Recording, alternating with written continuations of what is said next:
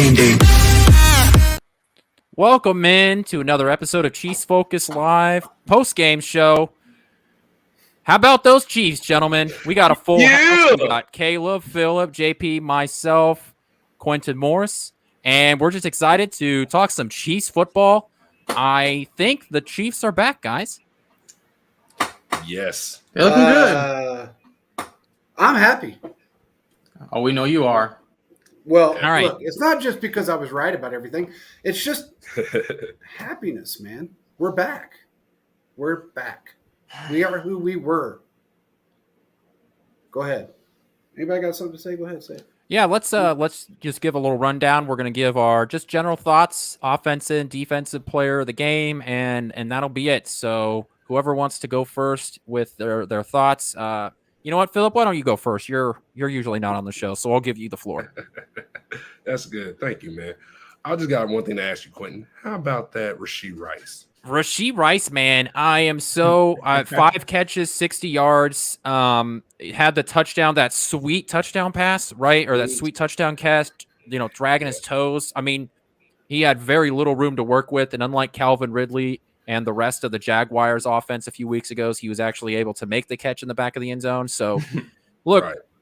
Rashee Rice is coming alive, and it's good because outside of him, nobody was really working earlier in the year. Now, we did have a rare sighting of MVS. I mean, it was like walking through the woods in West Virginia and seeing Sasquatch. It's like I couldn't believe it. Or the dog man. I wonder why that happened.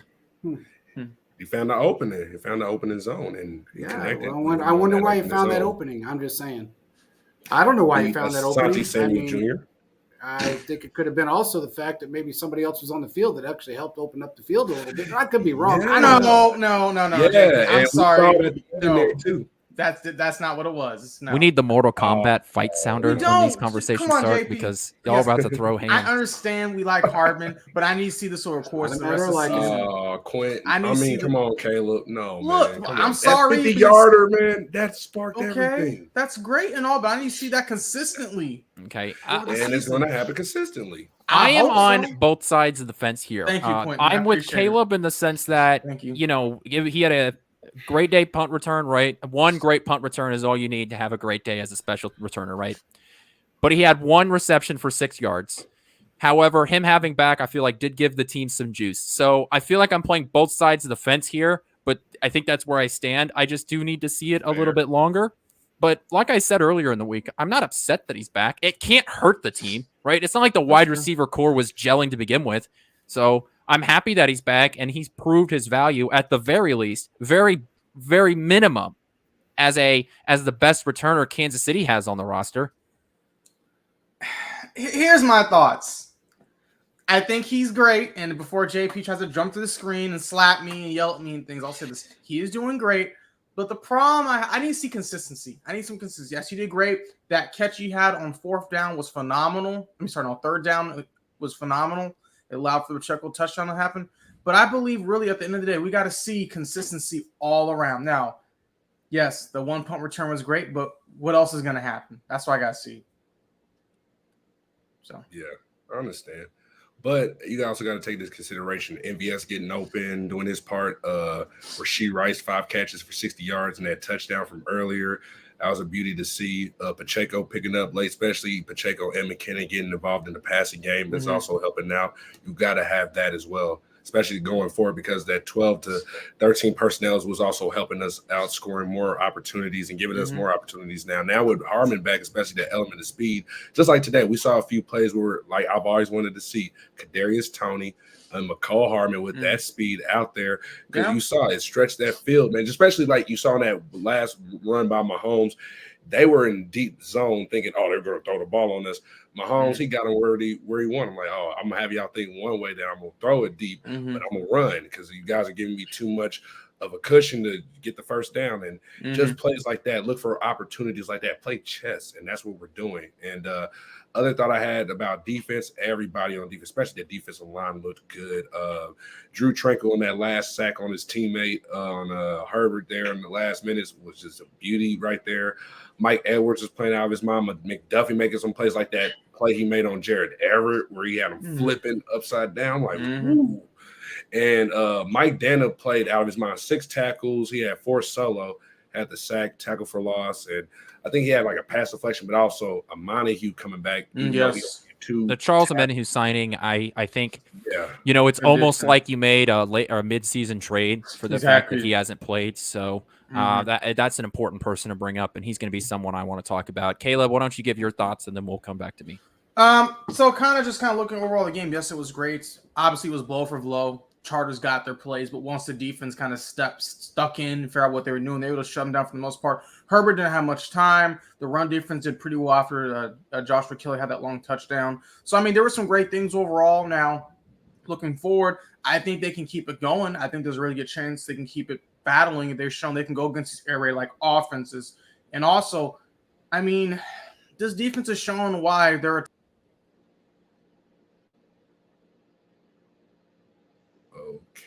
Okay, that was fun. Something happened with StreamYard, and it just decided to fall on its face. It's okay. Sorry about that. You're okay. All I was saying is that this top 10 defense is looking pretty good. So. Pretty top 10? Pretty top 10. Man. I'm liking what I'm seeing. Pretty top 10? Yes.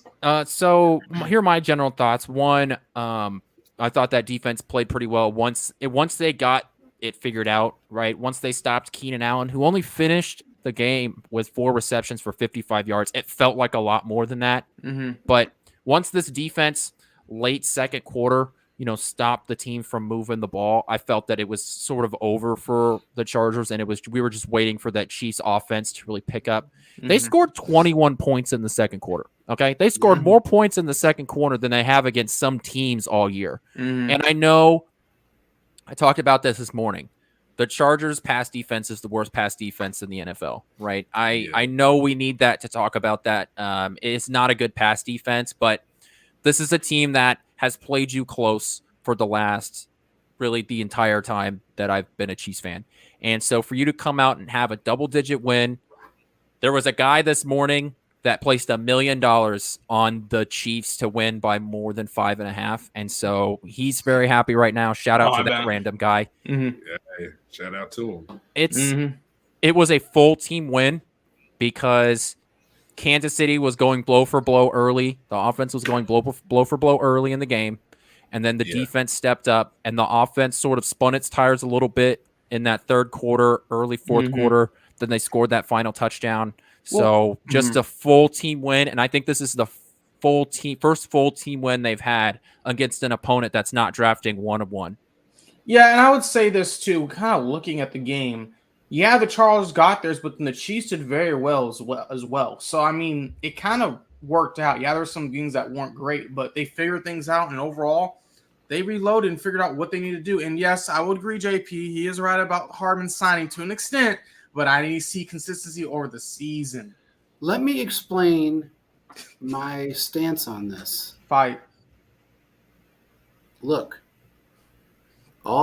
this game proved it. When he was on the field, it opened up everyone else. It got a lot of the pressure off of Travis Kelce. It got a lot of the pressure off Rashee Rice. You put look Rashee at Kelce Rice today, man. Yeah, look at him. In fact, they did exactly what I said they would do. They would put Rice on the outside. They had him bouncing back and forth, but he played the outside a lot. It's common sense to think that, okay, you got a guy that is fast enough to get down the field that will make some plays if given the opportunity, but it's just the decoy effect of him is just resonating through the rest of the offense. And it made Mahomes feel a lot more comfortable with him on the field. It made Rashee Rice more comfortable. It made Pacheco more comfortable. It made MVS more comfortable. I guess. There's a reason why that happened.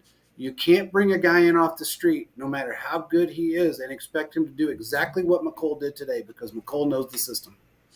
It's that simple. All right, you guys want to move into offense and defensive players of the game? Let's do that. All right, Caleb, JP, Phillip, myself. That's the order we'll go. So, Caleb. So I'm going to give my offensive player of the MVP. I'm not going to give it to guys like Mahomes. I'm not going to give it to Kelce. I'm going to leave that for you guys. I'm going to give my offensive MVP to Pacheco. The reason why is he continued to run hard, continue to run fast. He set the tone, the pace of the game. Even though it was a very difficult defense to go against, he continued to pound and pound and pound and pound and pound. So I am just happy what he's continued to do week in and week out. So I got to give it to him. Now, if McKinnon would have got that long touchdown earlier in the game, they didn't call back, and he got another one, I'll get to him, but I have to say Pacheco because of what he was able to do consistently throughout this game. Running game and passing game has killed defenses. Okay. Who's next, Philip? I'll go next. My office MVP is, if it's not Kelsey or Mahomes, or if it's not MVS from that one touchdown, I gotta go with my guy Rashee Rice. Rashee Rice is proven every week that he is proven to be the number one wide receiver of the Chiefs. And when you look at a guy who has numbers like up there, especially as we said before this game, the first 6 games, you're second behind Deshaun Jackson from having the most catches for an Indy rookie. And now we're here in week 7 and he's progressing. I feel like by the end of the season, if he keeps playing like this, he's finally going to be that all-rookie wide receiver, like I said he was at the beginning of the season, as I predicted. So I like what I saw today, especially that 37-yard catch. It was just beautiful, man. Looked like Juju over the middle. So keep it going, Rice. Yeah, Rice was phenomenal today. Look, man, I'm sorry, but I have to give it to Kelsey. I mean, look, dude, the guy's 34 years old. He came out. What I love about him the most, and it really showed a lot more in this game because of the fact that he was able to get a little less pressure off of him. But he's so freaking good at finding an open spot and just sitting down. And if he's not open, he doesn't stop. There was one play, he ended up making the catch. It was it was like a 15, 18-yard catch. Philip and I kind of lost it on that one. He was covered. He was covered, and then he came to a stop and then just turned and went back the other direction, and Mahomes was able to hit him in stride. And that's kind of something that it's hard for anybody to really do, especially in our system, but he does it so well as a tight end. And at 34 years old, to be able to continue to do what he does, all the yards that he had today, the touchdown that he had today, yeah, he had a missed catch, but oh well, it is what it is. He was, in fact, at one point, he was like 10 for 10. Yeah, they said 28 straight catches between for them. That's insane. I mean, look, man, it was beauty. It was just a thing of beauty today. It was. I know you guys have left Patrick Mahomes for me, but I'm actually not going to take him. I think I'm going to give credit to these offensive tackles. Okay. Because earlier in the week, I was talking about how these offensive tackles haven't really stepped up and they've been struggling. And I think today they really stepped up.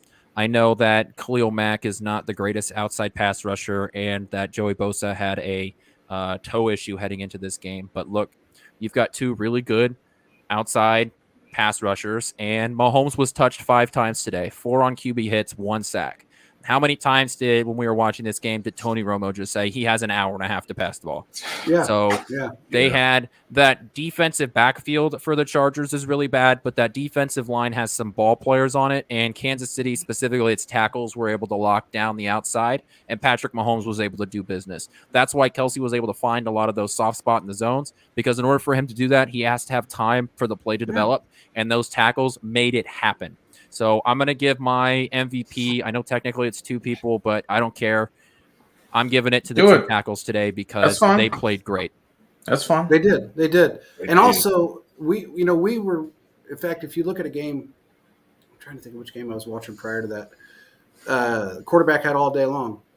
And sometimes when you have a quarterback that has all day long, it actually has the adverse effect. But it didn't. It doesn't with Mahomes. You give him more time with our core, it's just going to end up in a first down or a touchdown or, positive yardage. And it just is what it is. So I'm so damn happy that this game came out the way it did today. It was exciting. Okay. It was exciting. It was good to see him pick it up and figure it out. So I was happy. Yeah. Almost fine. Reset didn't want to join. That's okay. We don't need negative attitudes anyway. Oh, he was so upset that we brought Mecole Hardman back. He started giving me which I don't shit about it. Whatever. I mean, This is the best game. Look, I don't care who we've played this year. This is the absolute best game Mahomes has had all season. It's his 10th 400-plus yard game in his career. 10th. That's insane for somebody that started basically 5.5 seasons. So I'm sorry, but that's insane. That shouldn't. In fact, him and Andy Reid passed. I take that back.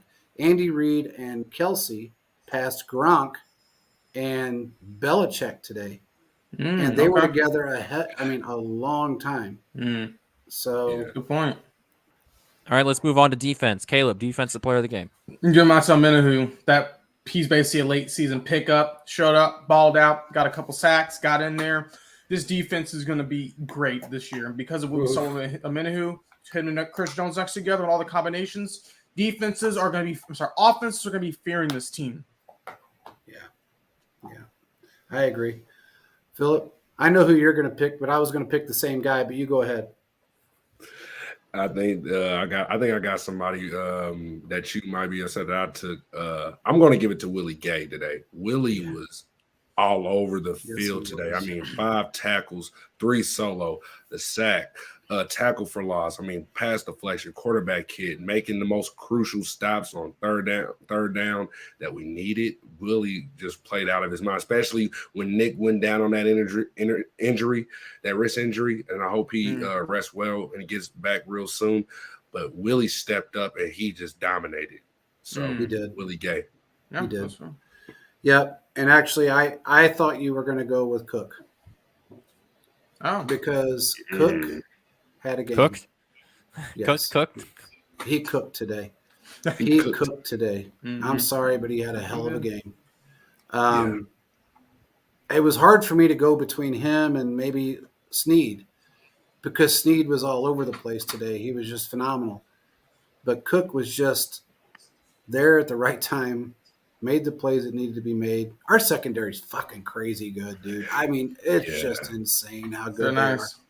I mean, you're talking about all second-year players and then a second-year guy in our system that has just come out and played balls out football. And we have a couple guys missing who are probably going to come back for injury. So exactly. I think there's one, I can't remember the guy's name, but there's one person who probably can get back 7th-round pick.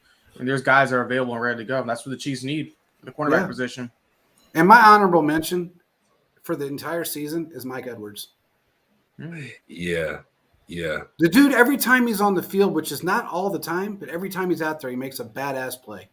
He almost had no matter what, he's there. So, and on that batted pass that he had, you're right, Caleb. I mean, he read that route, he jumped it. I mean, he should have been doing push-ups after that because if he catches that ball, that's a pick 6. He was running at full speed when he comes in to get that ball. Exactly. Didn't touch the receiver, came in just right in front of him, jumped that route, perfectly timed. I mean, that's why he doesn't play offense because he should have caught that ball and ran to the house. Yeah, exactly. Yep. Exactly. My defensive player of the day, I think I'm going to give it to Justin Herbert for his crappy passes in the second half. 2 interceptions.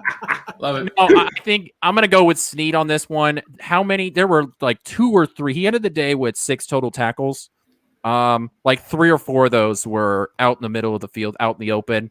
There was a time where he stopped one of those little wide receiver screens that they were running early in the game. And if he didn't stop him, it was gone. It was going to be a touchdown, and that would have given the Chargers a 2-score lead. So there were a lot of big plays that Snead made, but more importantly than just getting the tackles, he made 4 or 5 open field tackles that prevented the Chargers from getting big gains. And it really helped, seal the Kansas City win. Also, Snead and McDuffie had 2 really difficult jobs to do. Keenan Allen has been a Chiefs destroyer basically his entire career.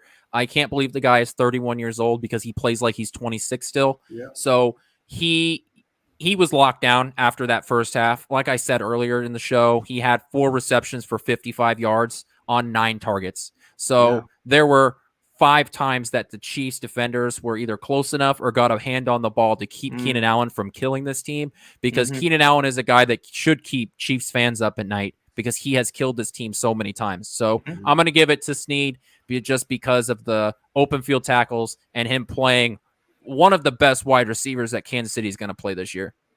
I agree. And you know what? I'm going to give credit to a player on the Chargers, and that's Everett. He ended up coming out of the game because he had I think it was a hamstring injury, but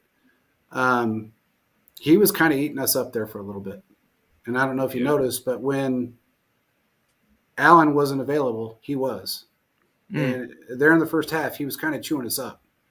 But he did come out of the game because of an injury. It was somewhere in the third quarter. But when we made those adjustments in the third quarter, or at halftime, moving into the third quarter, he wasn't as effective until he got, prior to his injury. I don't know, man. Everything just looked good. They made their adjustments, and this is what I love, the fact that they are now making the right adjustments at halftime to come out and win football games. Mm-hmm. I didn't think they played bad in the first half. It's just a couple of plays just didn't go their way. Exactly. I don't think they did bad at all. No, and there was a couple scored 21 points in the second quarter. I know. There was a couple of questionable calls. I mean, Chris Jones was tripped twice. I don't know if anybody saw that. Oh yeah. It's funny, going into this game, we were talking about how Chris Jones was on this historic run, and he still kind of is, but they were able to shut him down. But it shows the benefit of having Charles Omenihu back and George Karlaftis back, because if these guys aren't here, I don't know, they lock down Chris Jones, then what do you do? So Chris Jones was really a non-factor in this game. I don't even think he recorded a single stat in this game besides, downs played. Yeah, I think he had a couple pressures, I feel like. Yeah, he had a couple pressures, but but I could be wrong. Yeah. But Charles Omenihu, George Karlaftis, got a quarterback hit today. He got a sack on the day, which for him getting a sack, he should be, in theory at least, he should be getting way more sacks. The problem is that he struggles to get home. But he's got a motor, and God forbid anybody that does television say his last name correctly. It is George Karlaftis, not Laftis. Okay, but I'll die on that hill. Romo. So Romo says a lot of stupid shit sometimes. I'm sorry, but he does. There was a few things he said today that were pretty ignorant, but my family just muted the TV when he would talk. It's probably the smartest thing they can do.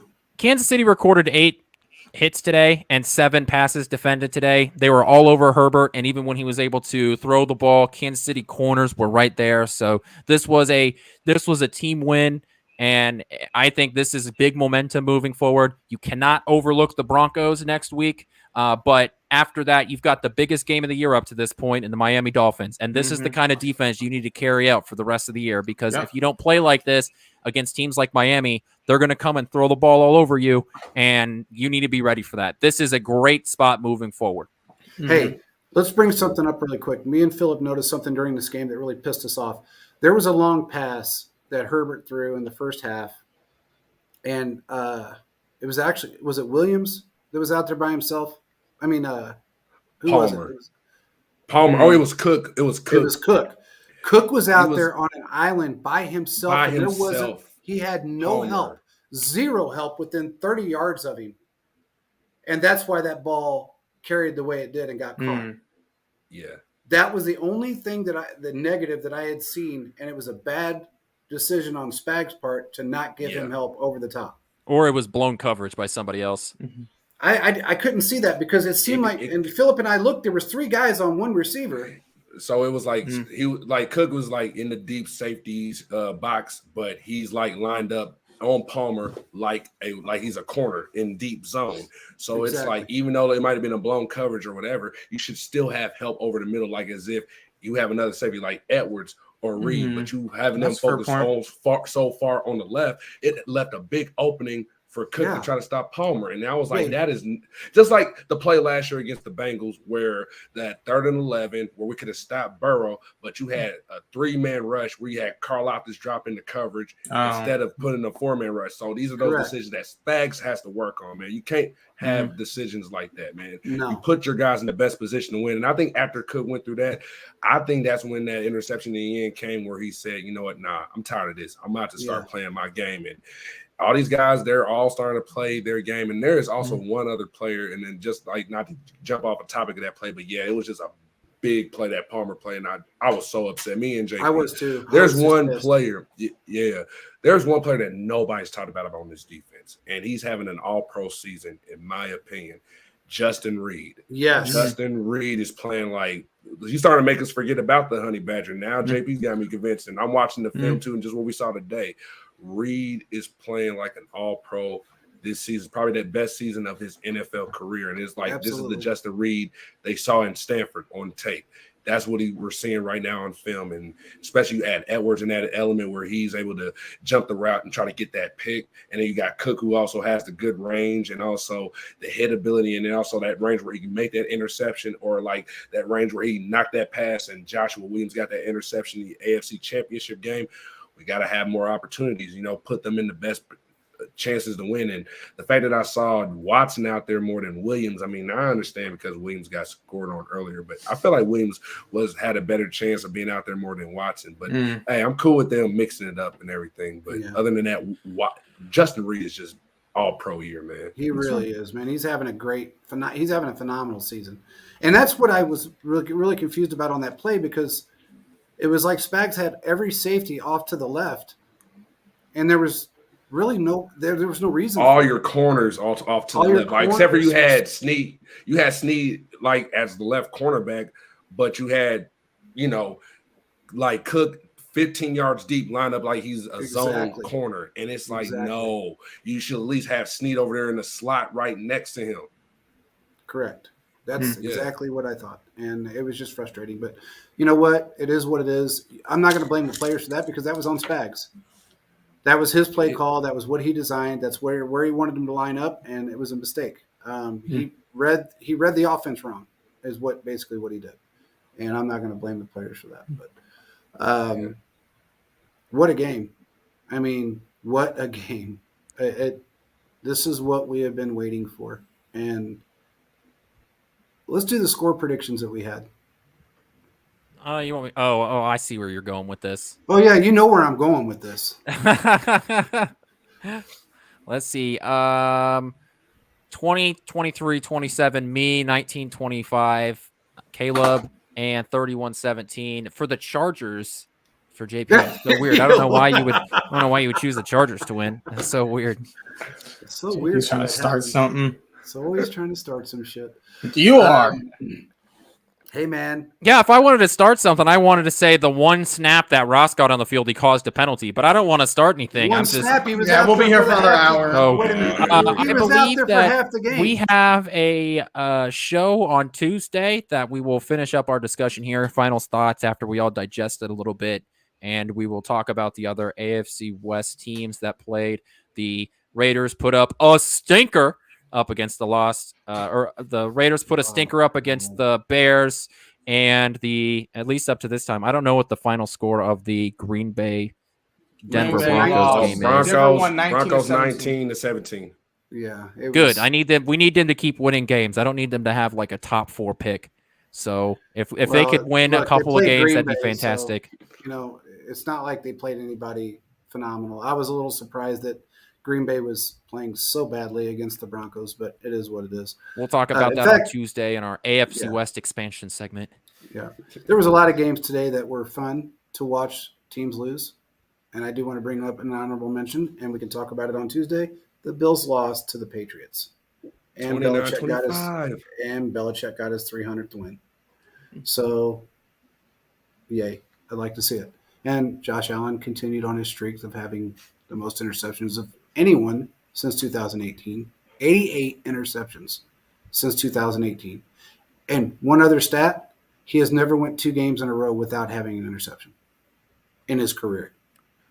That's terrible. I'm sorry, but that's terrible. Yeah. If you usually quarterbacks that throw those many interceptions don't play that long. That's true. Yeah, I mean, the only other quarterback that I can remember that played that long with that many interceptions was Brett Favre. I'm sorry, but the guy threw more interceptions than he threw touchdowns for his first, 6-7 years in the league. But damn, he didn't look good. With that being said, we appreciate everybody for joining. Make sure you check out PSF. We talk about it every show. Get on your phone, download the PSF app. Get in on the action. With that being said, peace out, everybody. Enjoy Victory Monday, Chiefs Kingdom. Yay. Yes. Yay. Don't sound so enthusiastic, Caleb. Yay! There we That's go. a little better. That's better. Yeah. God, man. Scream it out. Scream it out loud. I'm a little tired. Mecole is back. Me.